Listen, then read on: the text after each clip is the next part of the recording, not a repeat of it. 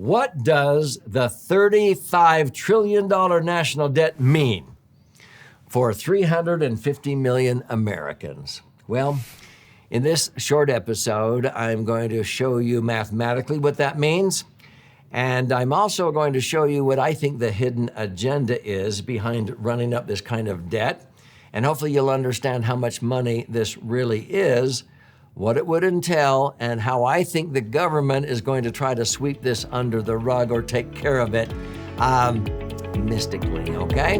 So get ready.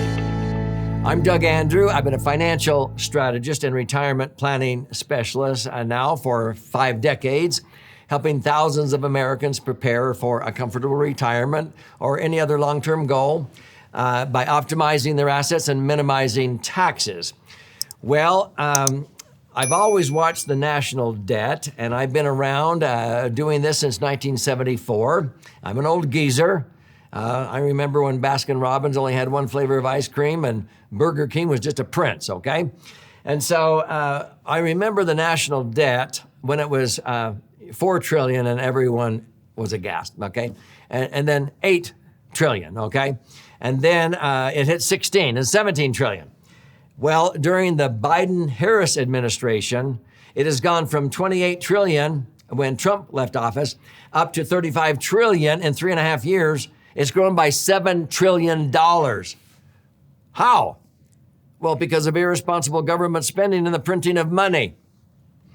And so basically, during COVID-19, if you weren't aware, they were spending about triple what they brought in, and then they didn't stop doing that after the pandemic. In the year 2020, in that era, the IRS brought in a gross from tax revenue about $4 trillion. They refunded about $800 billion back to taxpayers, and they netted $3.2 trillion, and they spent triple that. Well, let's just equate this to if you or I were to be making $100,000 a year and we spent $300,000, 3 times what we made because we went out and borrowed $200,000, which is what the government does, we'd have to pay that loan back and probably tighten our belt dramatically, stop spending, and increase our income. The government doesn't stop spending. In fact, after COVID-19, they went, the Congress is in the mood and the American public is for passing spending measures. So they kept spending double what they brought in. Well, that means they have to raise taxes, and they print money, which is a hidden tax. And this creates what is called the tax and inflation power curve. And this is what causes so many retirees to outlive their money, because every 5 or 6 years, they have to have twice as much money to buy the same gallons of gas and loaves of bread that they did 5 years earlier at the true inflation rate, which has been over 15%. And if you take out $150,000 out of $1 million IRA or 401k in a 33% tax bracket, you're only netting $100,000 to buy gas and groceries. If you're earning 7.5% on $1 million IRA 401k nest egg, theoretically, you ought to be able to pull out $75,000 a year, but that's subject to tax. Most Americans, between federal and state tax, they're in a 33% bracket, and it's going to keep going up. So you pull out $75,000, you only net $50,000 to buy gas and groceries. Okay, that's a little over $4,000 a month. That's pathetic. Most people, they'd really have to tighten their belt. And so because of taxes and inflation, they have to keep taking out more money, and it causes you to deplete your money. If you had $1 million nest egg and you thought, I can pull out 10%, and you pull out $100,000 and you pay tax on that, or even if you pull out $150,000, pay tax of a third, $50,000 to net $100,000, that $1 million nest egg, even if it was earning 10%, will be gone, drained dry in 11 years. So that's why on this channel, I show you ways to be immune from those taxes. But what causes politicians and tax revenuers to raise tax and print money? It's because of the debt. They constantly spend, and if you have your ear to the ground, they're going to keep doing it. The healthcare initiatives, the student loan debt forgiveness, all of these little perks they cost money. And when you provide all of this free stuff to 20 to 30 million new immigrants and what have you, it runs up the national debt. Now, so that you can get your brain around what a trillion bucks is, $1 trillion would be $1 bills lined up end to end to the moon and back 200 times. That's 1 trillion. And yet in the Biden-Harris administration, we've raised the national debt 7 trillion. People have a hard time getting their brain around it. They just hear these numbers and they don't understand them. Well, 35 trillion. What does that mean? How many Americans are there? About 350 million Americans. So that's a convenient ratio. What does this mean? If they wanted to pay off that debt, and the American citizens, which do pay off the debt, if they wanted to get rid of it in one fell swoop, it means every man, woman, and child in America would have to write out a check for $100,000 to pay that off. Can little children do that? No. So we go to the adults. If every husband and wife, if every household that had, the husband would have to write out a check for $200,000 and the wife would have to write out a check for $200,000. Well, we get to households. So households would have to write out a check for $350,000, but some households don't even have an income.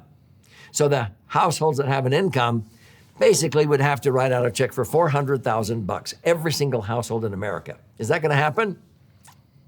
No.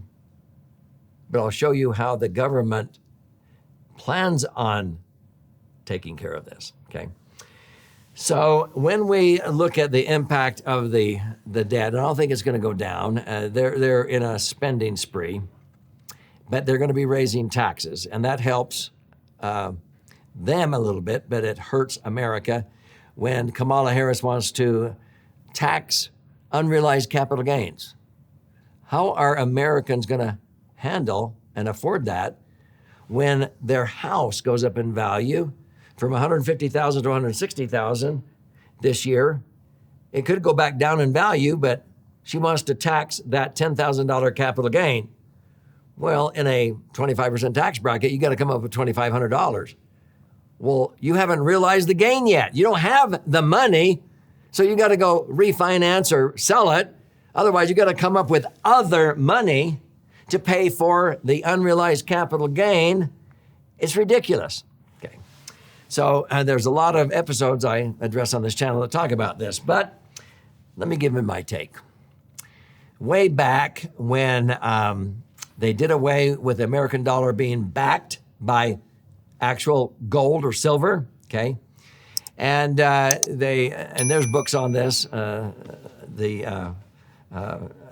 I won't go into all of those about what the conspiracy was, but basically this was a precursor to where the government could control our currency.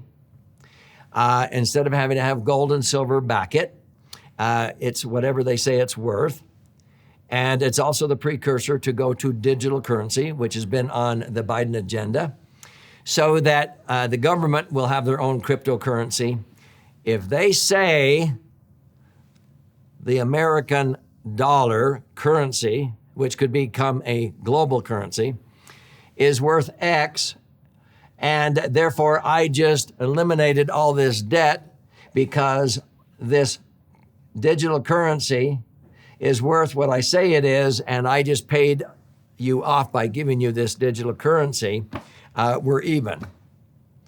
Well, somehow, some way, that digital currency, worth whatever they say it's worth, is going to hurt every American because you can't readily, unless you can barter with your own corn you grow in your backyard and your carrots and so forth, even if you have gold and silver, you can't eat that.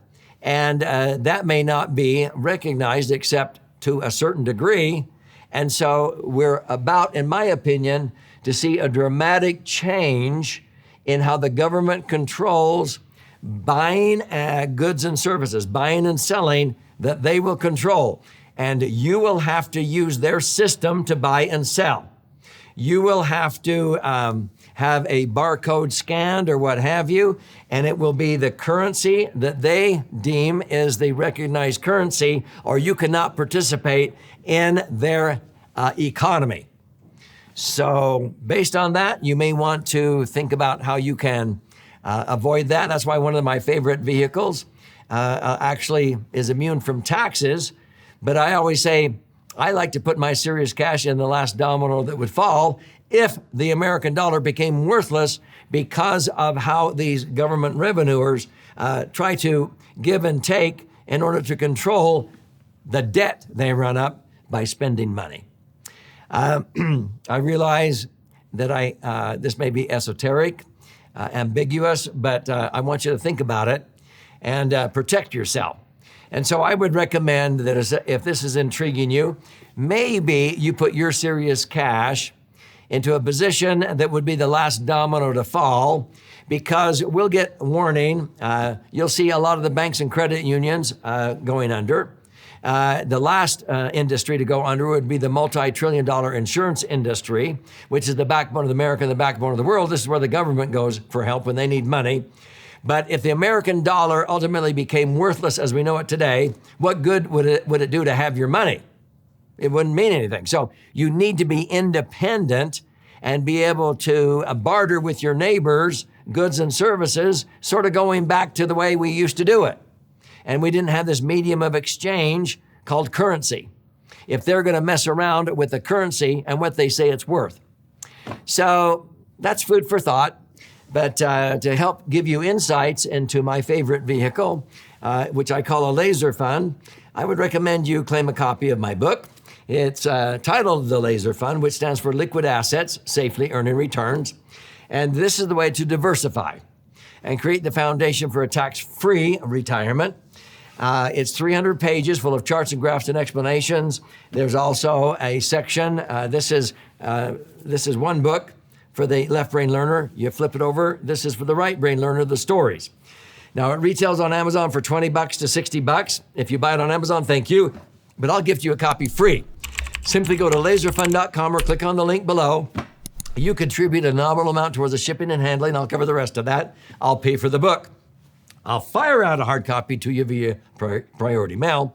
If you like to listen and learn and watch and learn, there's formats for your investment there to learn. You can schedule to attend a free educational webinar we do on a regular basis. You can even schedule to talk to an IUL professional with no cost or obligation on how these strategies may apply to your particular set of circumstances, so you can take ownership of your future instead of relying on the government and have them continue to spend way more than they bring in, so that you're not obligated to pay $400,000 of debt, or your children are, that they ran up trying to be heroes to provide a lot of free stuff. Does this make sense?